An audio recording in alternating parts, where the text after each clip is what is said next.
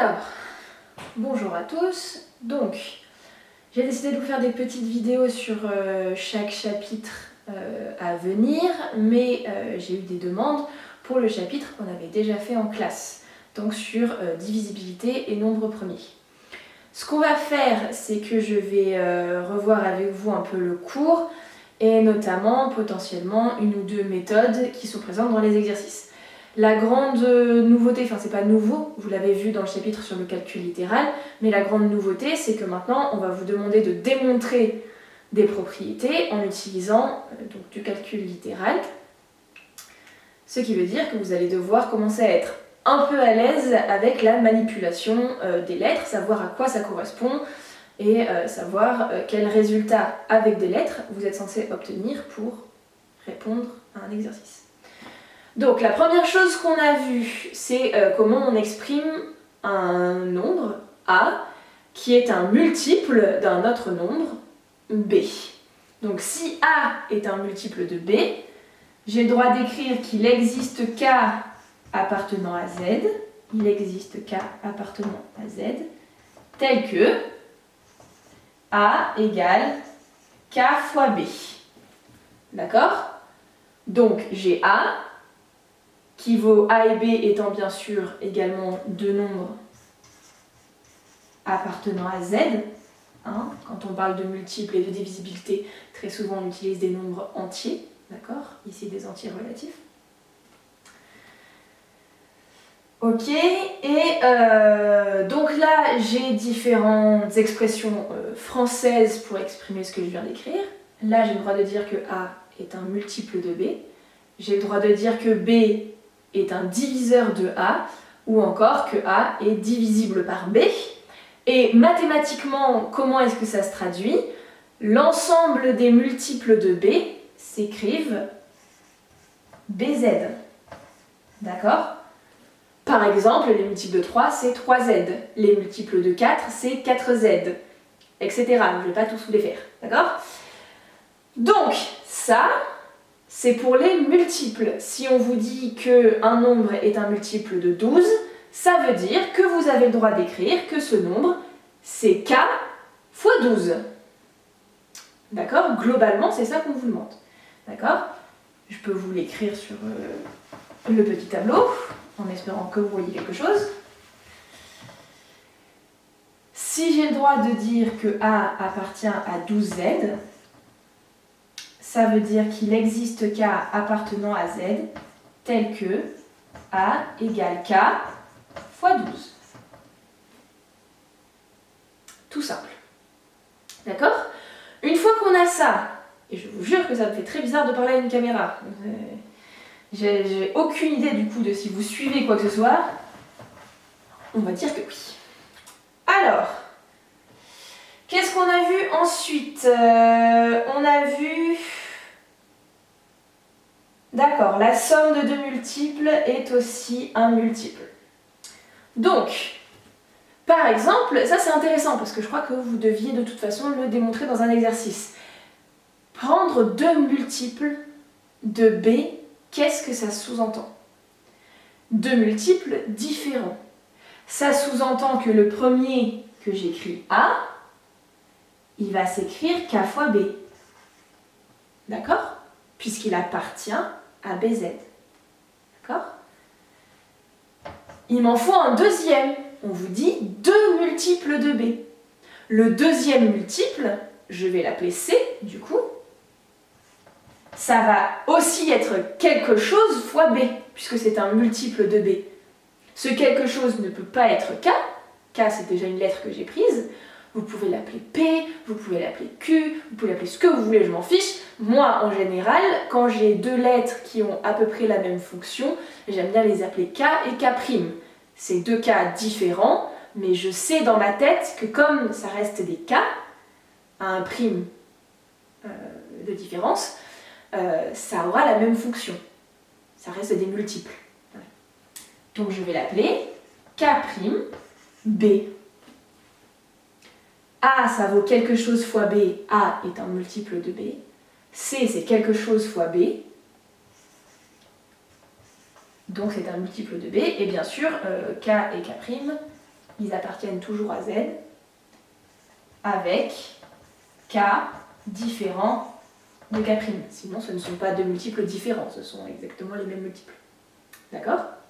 Donc là, ce qu'on vous dit, c'est si je fais la somme de deux multiples de B, je dois trouver un multiple de B. Donc faisons-le. Additionnons A et C. A plus C, je remplace A et C par leur expression. C'est KB plus K'B. On est d'accord que les deux termes de ma somme comportent tous les deux le facteur B. C'est un facteur commun, je peux donc factoriser. Je mets B, il faudrait que j'écrive B du coup.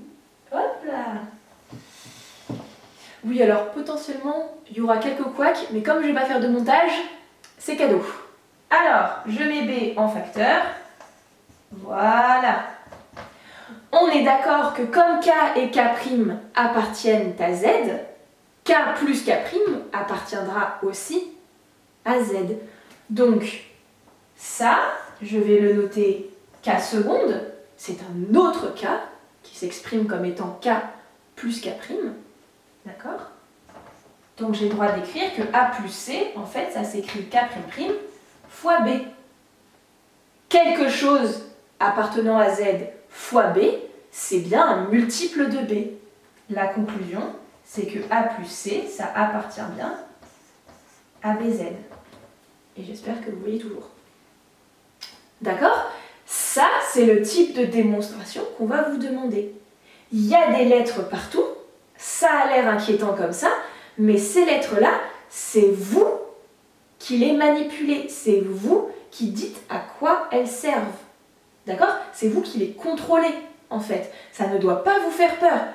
K, B, A, C, K', K', ce sont des lettres que moi j'ai choisies. Je sais à quoi ça correspond à chaque étape. Donc à la fin, je ne suis pas perdue, puisque j'ai retenu qui était quoi. D'accord? C'est ça qu'on vous demande. On vous demande de retenir tout au long de l'exercice qui est quoi, qui fait quoi dans votre démonstration. Si vous arrivez à faire ça, vous pouvez démontrer absolument tout ce que vous voulez. D'accord? Donc, ça, c'est pour la démonstration. On vient de montrer que si j'additionne deux multiples de B, j'obtiens un multiple de B. Vous vous doutez bien que ça marche notamment avec une différence. Hein. Ça marche avec la différence d'ailleurs puisque K et K' sont différents. Donc si vous faites K moins K' ou inversement, vous n'aurez jamais 0 puisque ce sont deux nombres différents. C'est super. Ensuite, maintenant, le point d'après qu'on a vu, et je pense qu'il a posé le plus de problèmes pour beaucoup d'entre vous, c'est la parité. L'étude de la parité. Donc, d'abord, avant d'étudier quoi que ce soit, il va falloir qu'on se mette d'accord sur qu'est-ce qu'un nombre pair et qu'est-ce qu'un nombre impair. Comment ça s'écrit avec des lettres. D'accord? Donc, et j'espère aussi que je ne parle pas trop vite. Je vous jure, j'essaie de ralentir. C'est pas évident. Donc, un nombre pair, je vais l'appeler n, à chaque fois je vais les appeler n, hein, et ça sera toujours des entiers naturels. Ou relatifs, ça marche aussi avec les entiers relatifs, mais on va peut-être commencer par des entiers naturels. Alors, si je prends un entier naturel et qu'il est pair, ça veut dire que je peux l'écrire deux fois quelque chose. D'accord? C'est logique. Hein, si je suis pair, je suis un multiple de 2. On revient à la définition du multiple qu'on a vu il y a 2 secondes. D'accord? Si je suis impair, alors n va s'écrire 2k plus 1, ou moins 1, ça marche aussi, mais en général, 2k plus 1, c'est le cas classique. D'accord? On va l'écrire 2k plus 1.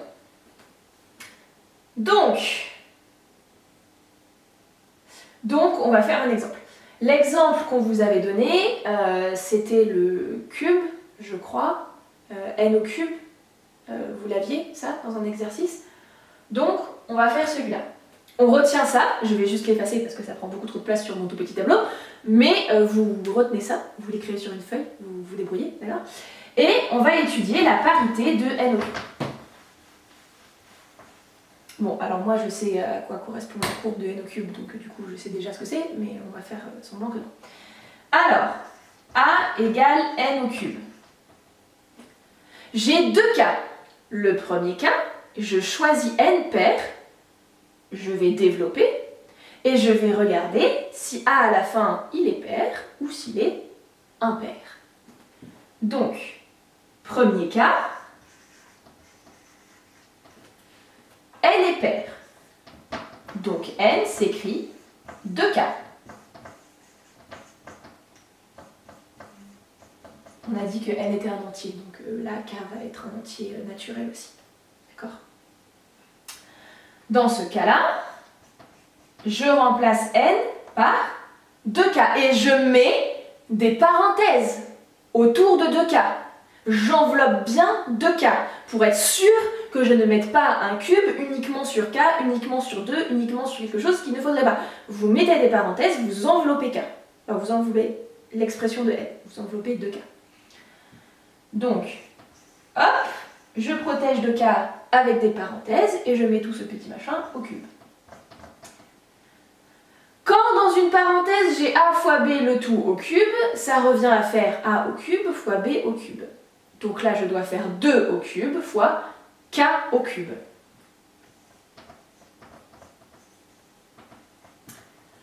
On est d'accord que 2 au cube, en réalité, c'est 2 fois 2 au carré. D'accord? Donc j'ai le droit d'écrire ça.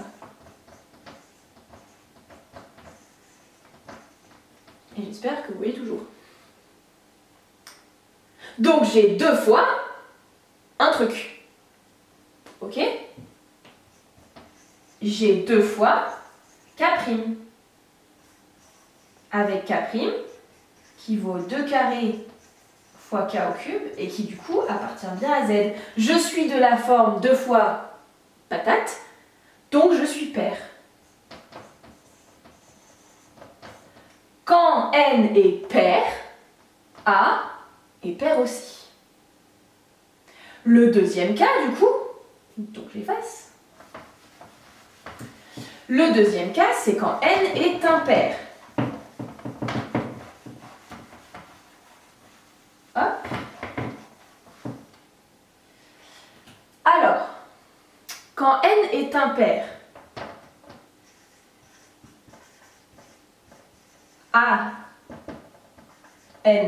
n s'écrit 2k plus 1.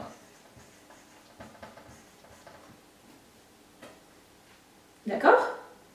Donc, pareil, je vais protéger n avec des parenthèses. Je vais écrire 2k plus 1 entre parenthèses. Je vais le remplacer. Je vais remplacer n par tout ça. Et je vais développer.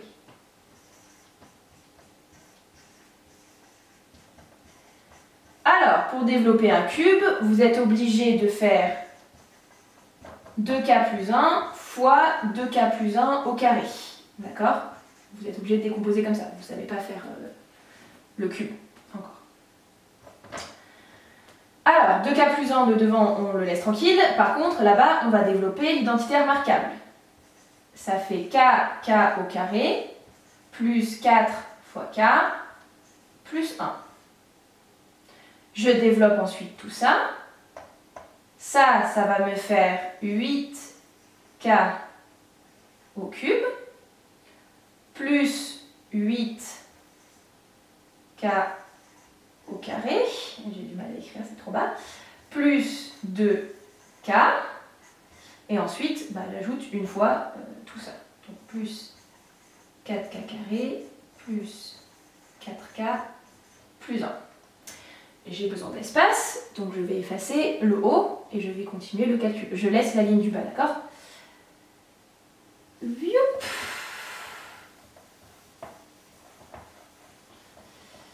Alors, une fois que j'ai développé tout ça, je vais quand même un petit peu regrouper, d'accord?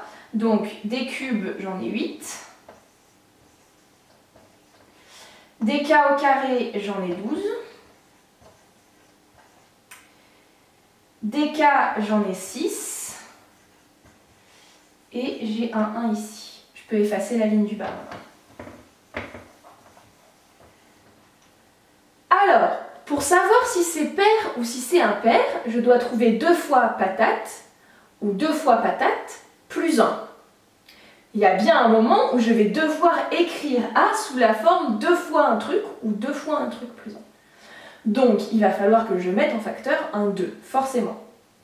Tous les membres de cette somme qui sont factorisables par 2, c'est les 3 premiers. Donc, je vais factoriser les 3 premiers par 2. Ça me fait 4k cube plus 6k carré plus 3k. Et le plus 1, il fait pas partie de la factorisation, je le réécris. J'ai bien 2 fois patate plus 1. Donc, je suis clairement impair. D'accord ? Je vous écris pas ce que c'est K'. Hein. K', c'est tout ce gros machin-là. D'accord ? Ça veut dire que je suis impair, puisque toute cette partie appartient à n. Hein. Si k c'est un entier, k cube, 4 fois k au cube plus 6 fois k au carré plus 3 fois k, ça sera aussi un entier. D'accord ? Donc j'ai bien 2 fois un entier plus 1, je suis impair. D'accord ? Ça, c'était la méthode pour étudier la parité d'une expression. Voilà. Ensuite, qu'est-ce qu'on a vu dans votre cours ? On a vu la décomposition en nombres premiers. Alors, on l'a vu, vous l'aviez déjà vu, hein ? Donc, que vous le fassiez en colonne, que vous le fassiez en ligne, je m'en fiche. Hein ? Le plus important pour moi, c'est que vous compreniez. Moi, là, tout de suite, je vais le faire en ligne, puisque c'est comme ça que j'ai l'habitude de le faire. Si vous préférez le faire en colonne, sur votre feuille, faites-le en colonne. Je m'en fous. Alors, donc, bon ça je peux vous le dire à l'oral, la décomposition en facteur premier de n'importe quel entier, relatif d'ailleurs, est unique. D'accord ? Cette décomposition est unique. Voilà, vous le saurez. Ensuite, donc la méthode. Donc là je vais prendre un exemple, ok, je vais pas faire ça avec du calcul littéral, je vais prendre un exemple. On va prendre, j'en sais rien, moi, 132, voilà. On va prendre 132, et le but du jeu, ça va être de trouver sa décomposition en facteur premier. Pour ça, vous allez devoir trouver les facteurs qui décomposent 132 dans l'ordre croissant, d'accord ? Le premier, là, qui saute aux yeux, c'est clairement 2, hein, 132, c'est un nombre pair, il finit par 2. Donc, j'écris que c'est 2 fois... Et j'écris 2 fois quoi ? Hop. Donc, ça me fait 66. Ok ? Jusque-là, tout va bien, j'espère. Maintenant qu'on a ça, je continue. 66, c'est aussi un multiple de 2. C'est 2 fois 33. Donc, ce 2-là, je le mets au carré. Et là, j'écris 33. Ça, c'est clairement un multiple de 3.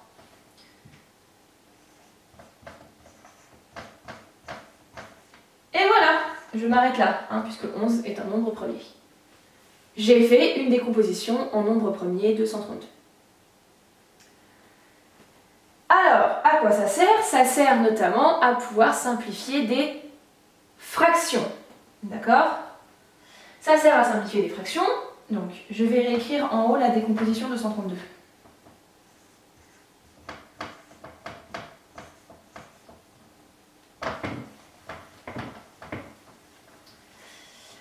Ça va être pratique parce que si par exemple je vous fais 77 sur 132, là-haut vous allez décomposer 77 en nombre premier, donc le premier que vous pouvez trouver c'est 7, puisqu'en fait c'est 7 fois 11, d'accord ? Et en dessous, vous réécrivez la décomposition en nombre premier de 132. On voit que les 11 se simplifient, et j'écris ce qui reste. En haut, il reste 7, en bas, il reste 4 fois 3, 12. La simplification de 77 sur 132, c'est 7/12. D'accord ?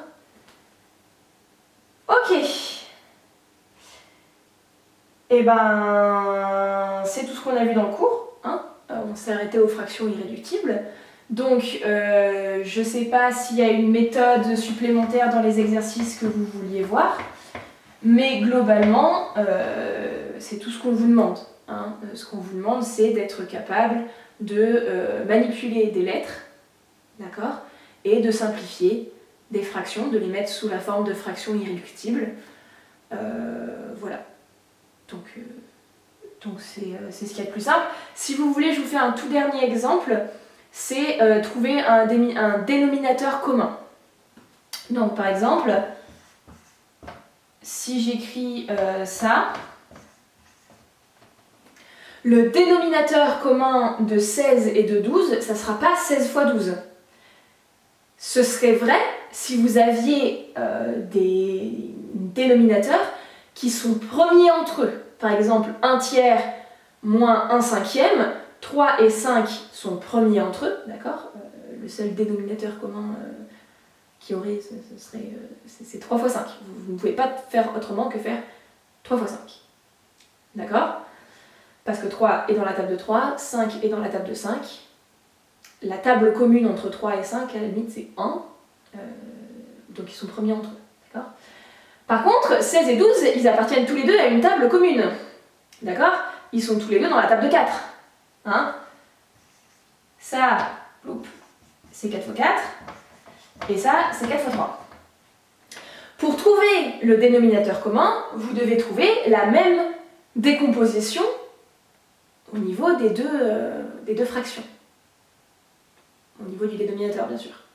D'accord? Donc vous devez regarder ce qui manque de chaque côté.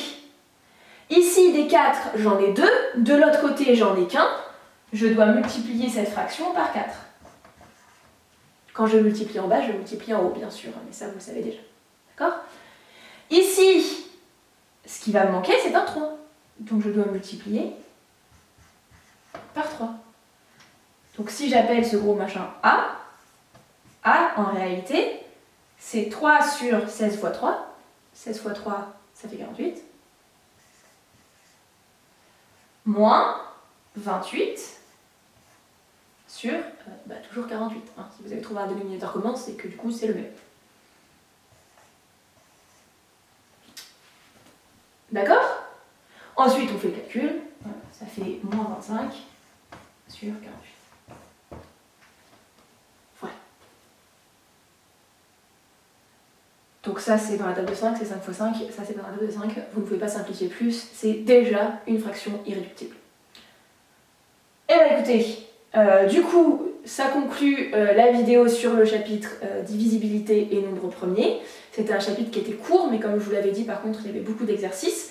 J'espère que ça aidera ceux qui avaient des soucis. Si jamais vous avez besoin, vous pouvez m'écrire des questions en commentaire, je suppose. J'essaierai d'y répondre, sinon comme d'habitude vous m'envoyez des mails. Voilà, donc on s'arrête là et puis on se voit au prochain chapitre.